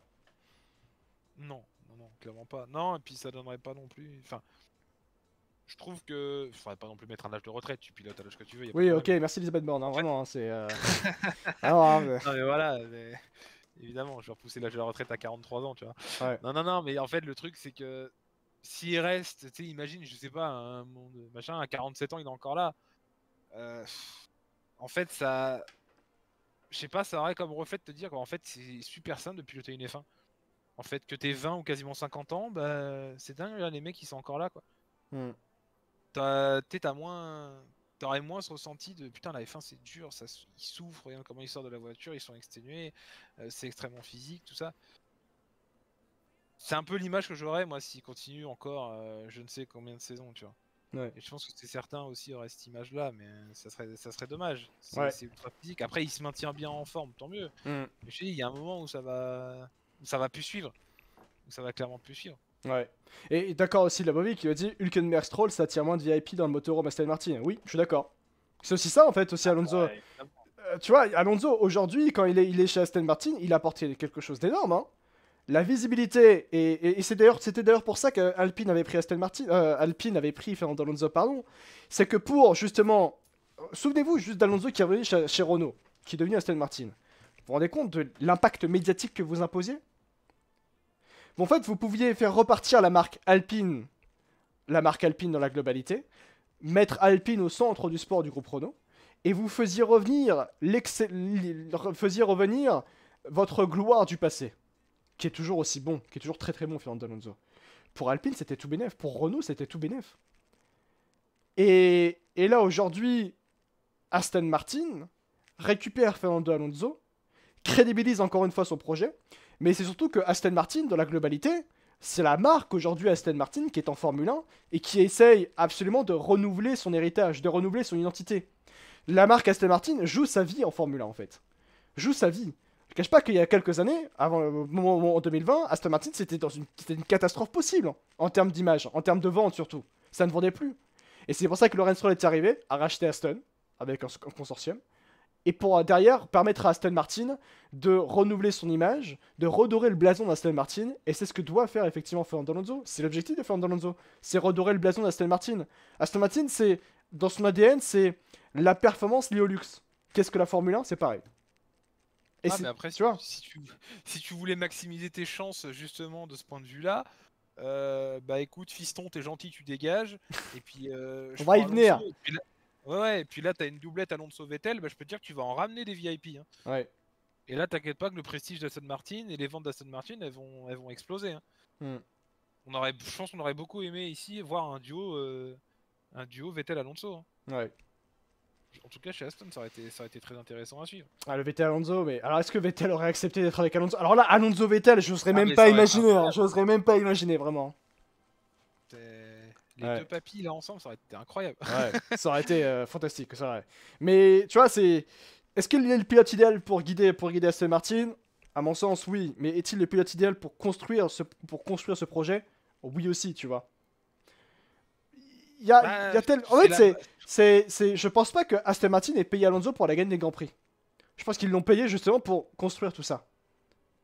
Oui, ils l'ont payé pour être à la base de tout ça. Ça, c'est logique. Mais après, est-ce qu'il va pas non plus, comme je t'ai dit, tirer un peu trop la couette vers lui? Hmm. Et ils se disent, bah ouais, votre projet, par contre, il va tourner autour de moi et faites tout pour moi, pour que moi je sois champion. Ouais. Votre avenir, je m'en cogne, quoi. Hmm. Je suis pas là pour vous faire progresser, je suis là pour retrouver les sommets, et gagner des titres et des courses. Après, c'est normal, évidemment, c'est la Oui, mentalité d'un mais. pilote, on va pas lui cracher dessus là-dessus. Ouais, ouais. Mais moi, je pense que c'est comme ça avant tout qu'il pense. C'est de se dire que il fera tout pour que cette voiture et que cette écurie soit là pour être championne Ce du qui monde serait quand même tant très très drôle.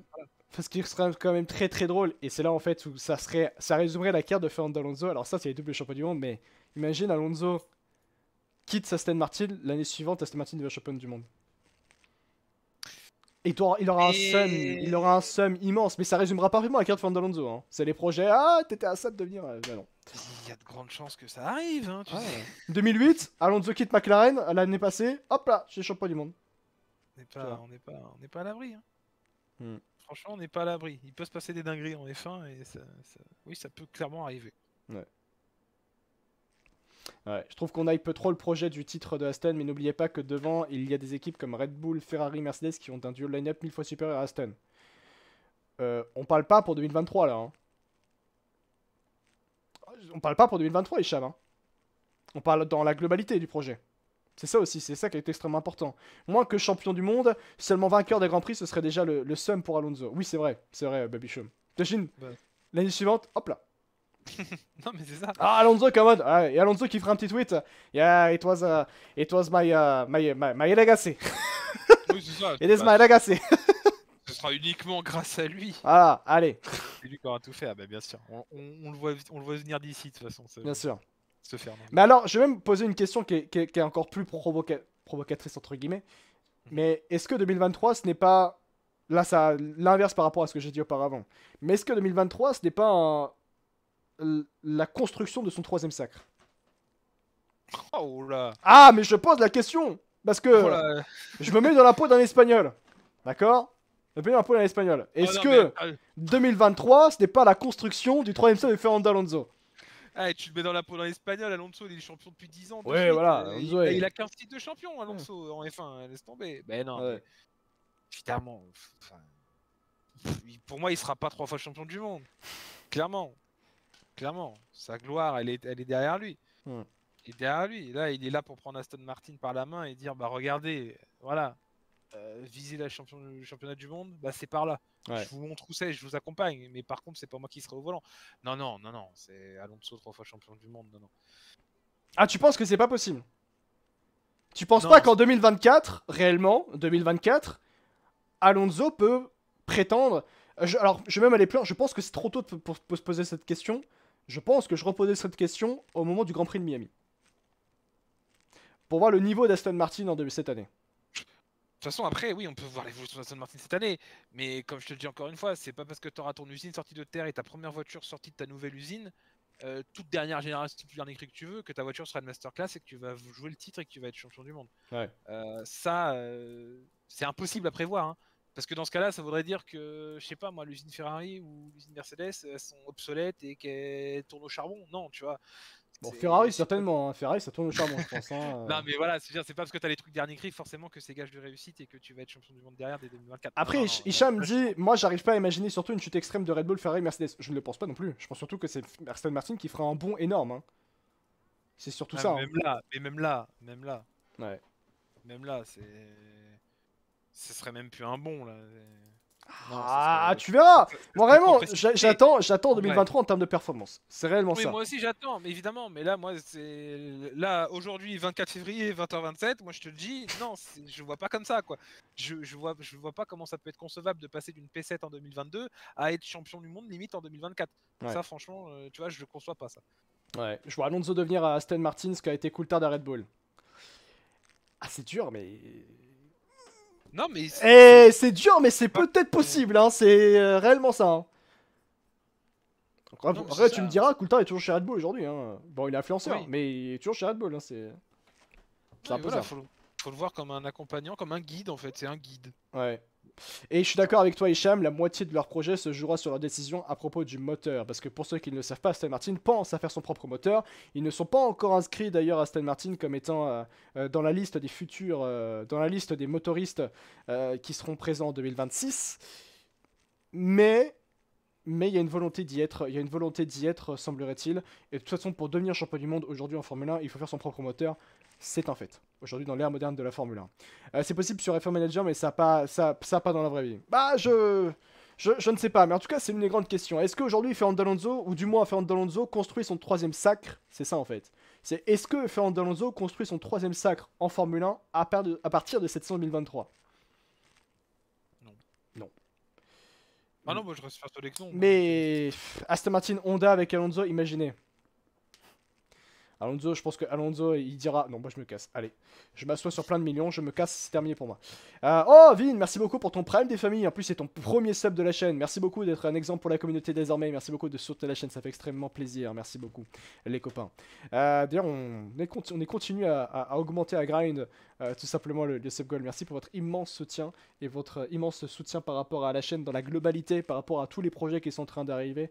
Je cache pas que parfois, putain, on fait 2-3 lives par jour, bah Bichoum, hein. Demain, il y aura 2 lives par jour. Hein. Demain, il y aura 2 lives sur la journée de samedi. Mais c'est pour le plus grand des bonheurs. Ça fait plaisir, tout ça. Bien sûr, je pense qu'ils font partie des écuries qui ont contacté Honda. Je pense que c'est plutôt Honda qui a contacté Aston Martin pour justement que Aston Martin puisse avoir l'expérience de Honda pour faire des moteurs. Puis Honda, vous me direz que s'ils veulent être motoristes à plein temps, en 2026, ils ont intérêt à se bouger les fesses parce qu'ils sont tellement en retard dans leur conception et dans leur organisation que ça va être extrêmement compliqué. Il y avait une possibilité en 2022, quand il y avait une nouvelle réglementation, on aurait pu avoir une Alpine comme Brown ou une Aston Martin comme Brown GP. Il y en a beaucoup d'ailleurs qui ont pris l'exemple de Brown GP par rapport à Aston Martin, par rapport à la conception. Parce qu'il semblerait que dans les simulations faites du côté de chez Aston Martin, on est intimement convaincu que ça va parfaitement fonctionner. Maintenant, les changements de hiérarchie sont plus minimes. Aujourd'hui, c'est vrai, je suis d'accord avec toi, le Bovis, c'est très compliqué de faire changer les hiérarchies. Mais quand vous avez un projet comme Aston Martin très ambitieux en termes financièrement parlant, surtout le financier en fait. La finance, alors comme l'a dit Baby Choum, hein, c'est ça, hein, mais l'argent ne fait pas le bonheur, mais il y contribue beaucoup. Et avec Aston Martin, c'est pareil. Aston Martin investit énormément pour avoir les meilleurs du paddock chez eux. Que ce soit dans le staff, on pense à Dan Fallows qui est resté 15 ans chez Red Bull pour concevoir les monoplaces, il est aujourd'hui du côté de Aston Martin. Fernando Alonso, aujourd'hui, Aston Martin paye très cher Fernando Alonso pour l'avoir dans ses rangs, pour payer son expérience, sa performance, sa vision des choses, qui est très, très droite de Fernando Alonso, et pour faire confiance à Fernando Alonso. Et justement, quand tu vois aussi la nouvelle usine, plus de 250 millions investis pour Aston Martin dans cette nouvelle usine, c'est beaucoup, et ça justifie aussi ta confiance et ton projet justement par rapport au fait de t'investir en Formule 1. T'investis pas 250 millions si c'est pour pas y rester, et si c'est pas pour gagner, surtout. Et Aston Martin veut gagner, et va aller gagner le titre d'ici 2025. Donc pour toutes ces raisons, l'argent ne fait pas le bonheur, oui, mais il y contribue énormément, surtout pour Aston Martin, qui est justement investi beaucoup par Lawrence Stroll pour aller gagner. Et ils comptent gagner, et à mon sens, ils vont gagner Aston Martin. Peut-être pas en 2023, mais d'ici 2025, au moins. Bah, on l'espère pour eux. On l'espère pour eux. Parlons d'un autre pilote, tiens. On va pas être Fernando, je pense qu'on a tout dit. Hein. Sur Fernando, en vrai, on va pas se répéter. Il y en a un derrière, là. Lance Stroll. Je connais pas. Alors, on va être très honnête, Lance Stroll, c'est l'un des pilotes que j'apprécie le plus dans le paddock. Voilà, je vais être très honnête avec vous. J'adore sa personnalité. La personnalité. En gros, c'est une personnalité où il envoie chier tellement tout le monde que j'en apprécie. En fait, je comprends Lance Stroll. Je comprends Lance Stroll en fait, moi. Moi, ça me fascine parce que tu dis. Oui, c'est pour Raikkonen. Pour Raikkonen, j'aime pas Raikkonen. Mais. Ah ouais. En fait, je sais pas pourquoi. En fait, c'est juste que Lance Stroll, je pense qu'il a tellement été. Tout le monde veut. Il y a beaucoup de gens en Formule 1 ne l'aiment pas. Mais c'est juste qu'en fait, Lance Stroll, il veut juste être tranquille. Et je cache pas que j'ai la même personnalité que Lance Stroll à certains égards. Je veux juste être tranquille et qu'on me laisse faire mon taf. C'est tout. Et en fait, Lance Stroll, c'est ça. C'est que le mec est heureux dans son monde. Et laissons-le tranquille. Et que quand il y a des interviews et tout, il a un peu la flemme de les faire. Et ça se voit, il a la flemme de les faire. Ouais, la voiture, elle a tourné à droite. Ouais, voilà, c'est tout. Et c'est tout. Et il va te dire, je me casse. C'est bon, j'en ai rien à faire. Et même quand il fait une faute, ouais, bah j'ai fait une erreur. Voilà, tant pis, bonne soirée. La vie continue. Et il est dans sa bulle. Et s'il est heureux comme ça, qu'il soit heureux comme ça. Moi, le seul problème que j'ai avec Lance Stroll, c'est que il est pas régulier. Et ça, c'est un énorme problème. Lance Stroll, en formule de promotion, les gens qui disent Lance Stroll est nul, il n'y a rien à faire en F1, déjà, d'une, vous êtes qui? De deux, les gens qui ont dit qu'il a jamais rien fait en sport auto, je veux dire, regardez ses résultats en formule de promotion. Il est vraiment, hein, il a un palmarès énorme en formule de promotion, notamment avec Prema. Et que Lance Stroll, en termes de talent, tout le monde s'accorde à dire qu'il a du talent, Lance Stroll, qu'il peut être performant. Le problème, c'est qu'il n'est pas régulier. Et ça, c'est un problème. C'est un problème de ne pas être régulier. Et que, il y en a qui disent, oui, il est là seulement parce qu'il est le fils du patron. Ok, soit. Applaudissons d'ailleurs Lance Stroll parce qu'il a un CDI en Formule 1. Déjà, dans la vie, c'est compliqué d'avoir un CDI, lui, il a un CDI. C'est quand même incroyable. Ce que je veux dire par là, c'est que les gens qui viennent dire il est là parce que c'est le fils du patron, ok, très bien. Mais le truc étant que Lawrence Stroll, je pense que Lance Stroll, s'il ne se bouge pas les fesses en 2023 et qu'il n'est pas plus régulier, il sautera. Parce que son père, Lawrence Stroll, patron d'Aston Martin, il investit tellement de millions, il investit tellement dans Aston Martin pour qu'Aston Martin devienne champion du monde, ce n'est pas pour qu'il y ait quelqu'un, aujourd'hui, en 2023, qui ne soit pas régulier, qui ne soit pas performant. Il y a un truc que les gens oublient beaucoup chez les Stroll, c'est qu'on pense avant tout business, avant de penser simplement à la famille. Entre guillemets, à tout égard. Mais que c'est pas, même si Lance Stroll est le fils du patron, Lawrence Stroll dira à son fils, bon, allez, c'est bon, on arrête. Et on le remplacera. Je pense que Baby Choum n'est pas d'accord avec moi. Enfin, non, déjà pour moi, il aurait déjà dû être remplacé. Et puis, c'est surtout que le talent qu'il a, il le doit à son père. Ouais. Parce qu'en vrai, dans un monde parallèle, Stroll, il est jamais pilote de F1. Oui, mais alors après, dans un monde parallèle, arrêtez avec non, les mondes parallèles. Ah non, mais ce que je veux dire dans le sens, c'est il a pas choisi sa voie, Stroll. Tu le vois. Bon, moi, en tout cas, c'est ce qui me fait ressentir. C'est que pour moi, il a pas choisi d'être en F1. Il vit en fait la vie qu'en gros son père aurait tellement aimé avoir en fait et qu'il n'a pas eu. Moi, c'est comme ça que je le vois, tu vois, Stroll. C'est, il vit pour son père. Enfin, son père, voilà, enfin, tu m'as compris. Quoi. Ouais. C'est. Après, voilà, il y en a beaucoup comme ça. Hein. Son père qui a fait de Stroll ce qu'il est aujourd'hui. Mais des fois, tu as l'impression, et à pas mal de moments, quand tu l'entends parler ou même quand tu le vois dans sa façon d'être et tout, bah, qu'il aimerait bien être ailleurs, qu'il aimerait bien faire autre chose. Ah, ça après, oui. La F1, c'est pas forcément ce qu'il aurait choisi en premier, mais qu'il a tellement été forcé parce que son père a claqué des millions et des millions et des millions à prendre une Williams, à prendre une. Enfin, tu sais, à faire des heures d'essai, privatiser des F1, à rouler. Enfin, Stroll a tellement bouffé de ça qu'il y a des moments où il se dit, ben, je pense qu'il est limite poser la question, mais c'est pas ça que je veux faire. Ouais. Mais que quand ton père te force à le faire, bah, c'est ton père, donc bah, tu écoutes et tu le suis. Et c'est comme ça. Et après, bah, tu corrèles à ça que oui, il a pu être forcément très très bon en catégorie de jeunes, mais bon, bah, t'arrives en F1, t'as une irrégularité folle. Tu n'as pas battu une seule fois ton coéquipier. Tu peut-être une fois avec Sirotkin. Ouais, super. Sirotkin pour aller. Ouais, génial. Voilà. C'est pas dingue en soi. C'est pas dingue. Ça fait un petit moment déjà qu'il commence à être là. Et chaque saison, c'est la même vague en fait avec lui au niveau des performances.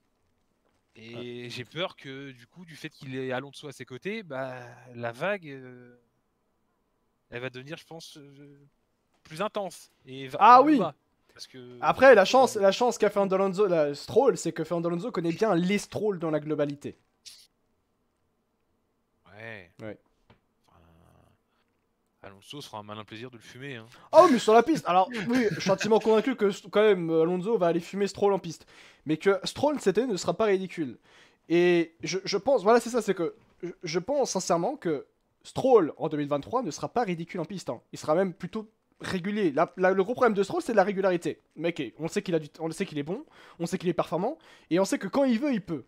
Le truc étant que Stroll, là, cette année, il doit absolument être performant, être dans la réussite, mais surtout être régulier, parce que s'il n'est pas bon, je reste intimement convaincu qu'il sautera. Que son père ne le laissera pas. C'est une obligation, parce que, encore une fois, le père investit tellement de millions, je le répète, que On ne peut pas avoir un pilote dans un projet pour devenir champion du monde qui ne soit pas régulier. Et que là, on arrive à un point de bascule en 2023. C'est le début du projet Aston Martin, par la nouvelle usine, par plein de choses, par les vidages de Fernando Alonso, par le fait que la MR23 sera performante. Et que là, c'est réellement un point de bascule. Donc si Stroll n'est pas performant et n'est pas, ne serait-ce que régulier en 2023, il ne restera pas. Et il y a surtout une pensée très business dans la famille Stroll qu'on sous-estime beaucoup. Quand tu connais bien l'histoire des Stroll, tu vois que le business est extrêmement présent. Lorenz Stroll a une expérience du monde du sport automobile depuis plus de 30 ans. Il connaît bien le monde du sport auto. Et ce n'est pas pour laisser... Ce n'est pas... Il n'y a pas une envie d'investir pour rien dans Aston Martin. Et que son fils est plus grand que Aston Martin dans la globalité. Et que si Lance Stroll n'est pas performant en 2023, je reste intimement convaincu qu'il ne restera pas. Bah après, de toute façon, enfin oui, Hicham, après, poignet, pas poignet, ça, franchement, limite, je m'en cogne. Mais sur cette saison, c'est vraiment... Oui, je sais que je suis d'accord avec Hicham. Je suis d'accord que là, les 2 poignets, ça fait très mal pour lui. Hein. Ouais, mais il fait partie aussi, lui, du projet Aston Martin, hein, c'est logique en même temps. Ouais. Mais va pas falloir non plus compter que sur Alonso, comme j'ai dit tout à l'heure, pour rapporter les points. Il va falloir aussi que Stroll soit là. Donc dès qu'il sera de retour, il y aura son petit temps d'adaptation, tout ce que tu veux, mais que va falloir très vite qu'il monte en puissance. Ouais. Qu'il corrige ses erreurs du passé et qu'il marque des points régulièrement. Si Alonso arrive à le faire, il va falloir que Stroll aussi arrive à suivre le rythme. Ouais. Et s'il ne le suit pas, bah oui, à terme, ça risque d'être compliqué pour lui. Forcément. C'est normal. Maintenant, du fait est-ce qu'il se fasse dégager par son père, ben oui, ça fait longtemps qu'on attend ça, mais bon, est-ce que ça arrivera un jour? Ça, on n'est pas sûr. Ouais, c'est vrai. Vinci Lance, c'est d'ailleurs le pilote qui a réalisé le plus de dépassements en 2022, ce qui souligne ses très bonnes courses, mais ses très mauvaises qualifs. Il y a aussi un autre point, un autre pilote, et là, on va partir sur de la science-fiction par rapport surtout à 2023. Imaginons Lance Stroll, c'est pas possible. Ok.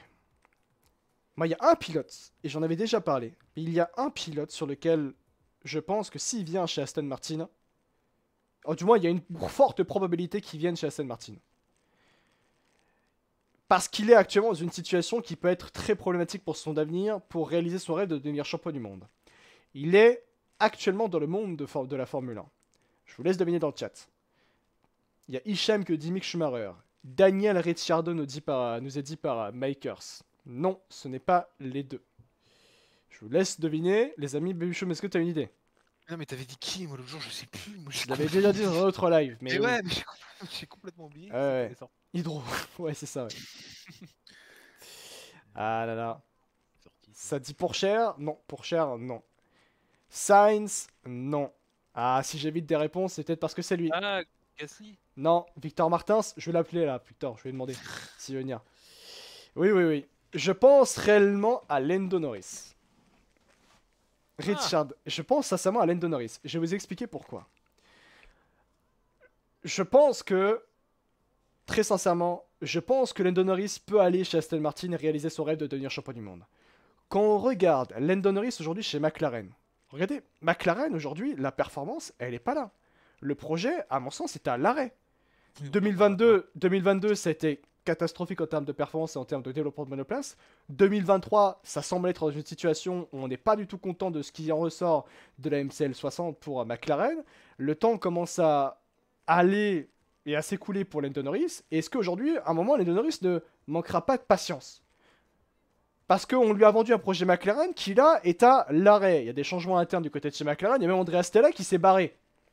Et que là, aujourd'hui, Lando Norris, il peut se dire, peut-être que Lance Stroll partira.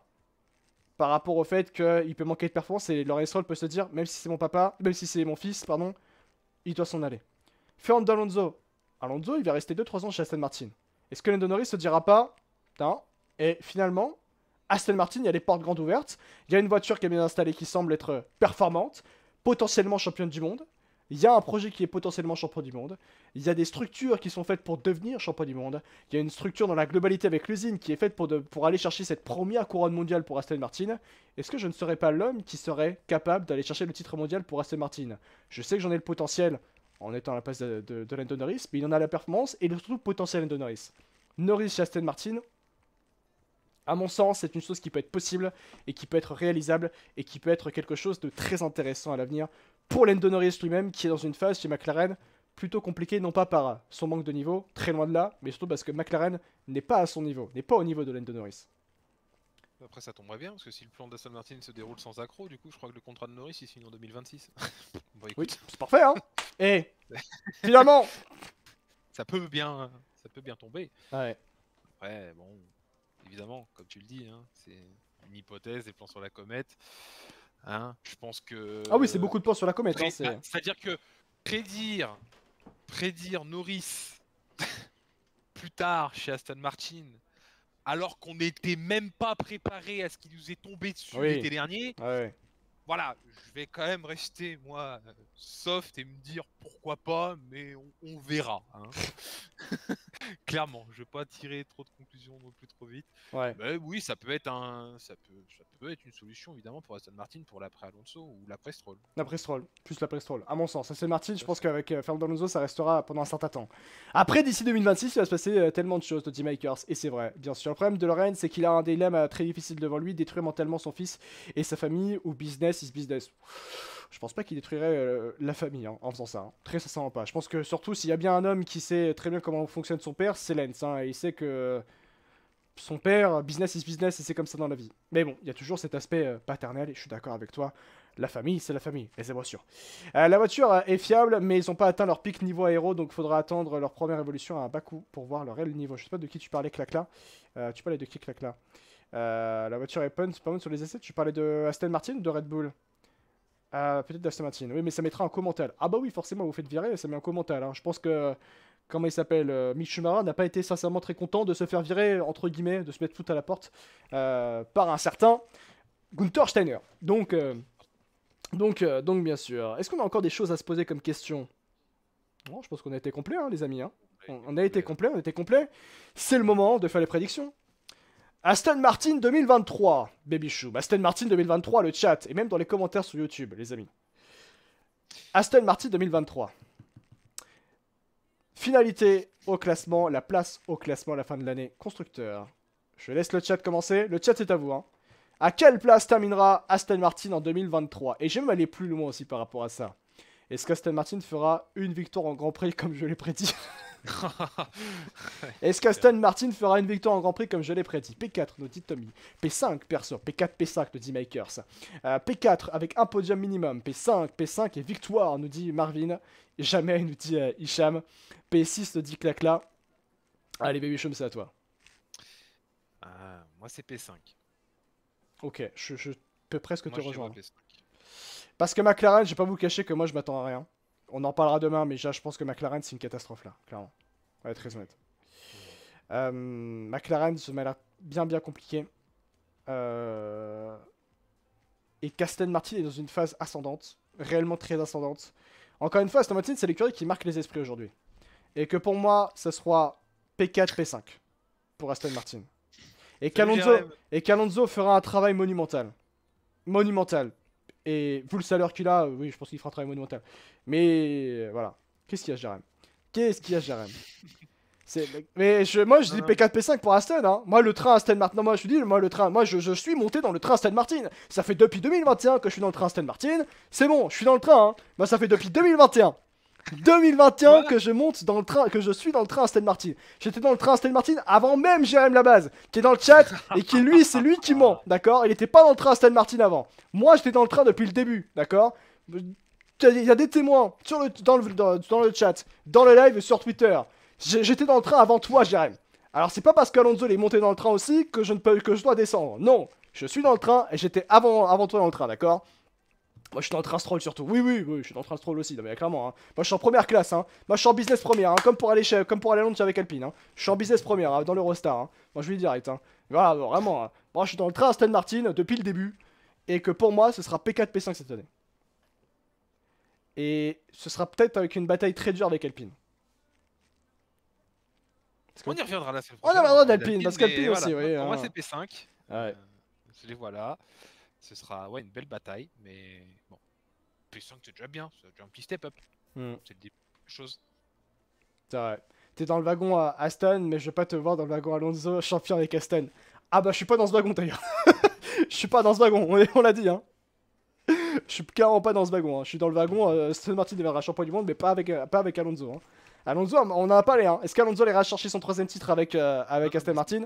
Non. C'est pour ça, heureusement que Jérém arrive que maintenant. Ouais, tout à l'heure. C'est ce que je te disais en début de live, c'est heureusement que t'arrives maintenant, Jérém. T'inquiète pas, Jérém, tout va bien.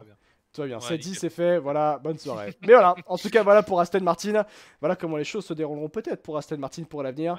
Ouais. On l'espère en tout cas. Et surtout, on verra ce que va se passer en 2023. Mais ce qui est sûr et certain, c'est qu'Aston Martin est l'attraction de cette 2023 de Formule 1. Et il est l'attraction forcément du paddock pour voir comment Aston Martin se débrouillera en 2023. Mais ce qui est sûr, c'est que tous les éléments semblent être ouverts. Comme la couleur, mais semblent être ouverts pour Aston Martin. Oui. Par rapport, non pas aux yeux d'Aston Martin, mais par rapport aux yeux du paddock dans la globalité. Et ça, c'est extrêmement fort. On verra ce que Aston Martin fera avec Lance Stroll et surtout Fernando Alonso, bien sûr, en 2023.